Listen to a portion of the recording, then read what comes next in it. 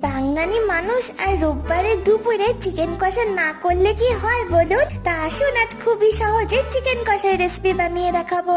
তার জন্য সবার প্রথমে দই নিয়ে ওর মধ্যে হলুদ, লঙ্কা, জিরে ও ধনের গুঁড়ো দিয়ে স্বাদ অনুসারে লবণ, আদা রসুন পেস্ট দিয়ে সবকিছুকে ভালো করে মিলিয়ে নিয়ে ধুয়ে রাখা মাংসের মধ্যে দিয়ে ওটাকে মাখিয়ে প্রায় 30 মিনিটের জন্য ম্যারিনেট করে রাখবো। এরপর কড়াইতে তেল গরম করে নিয়ে শুকনো লঙ্কা, জিরে ফোড়ন ভেজে নিয়ে পেঁয়াজ কুচি দিয়ে পেঁয়াজটাকে সফট হয়ে আসা অব্দি ভেজে নিতে হবে। তারপর ওর মধ্যে আদা রসুন পেস্ট, টমেটো পেস্ট, স্বাদ অনুসারে লবণ দিয়ে মশলা ভালো করে কষিয়ে নেব। তারপর ওর মধ্যে কাঁচা আলু, ম্যারিনেট করা মাংস দিয়ে ওটাকে নাড়াচাড়া করে ঢেকে আমরা সেদ্ধ করব যতক্ষণ না মাংসের থেকে জল ছাড়ছে। একবার জল ছাড়লে ওর মধ্যে ঝোল অনুসারে জল দিয়ে কাঁচা লঙ্কা দিয়ে ওটাকে ভালো করে সেদ্ধ করে নেব। তারপর মাংস সিদ্ধ হয়ে গেলে ধনেপাতা কুচি, গরম মশলার গুঁড়ো দিয়ে ওটাকে নাড়াচাড়া করলে কষা মাংস একদম রেডি। আর চ্যানেলকে সাবস্ক্রাইব করতে ভুলবেন না। Bye bye.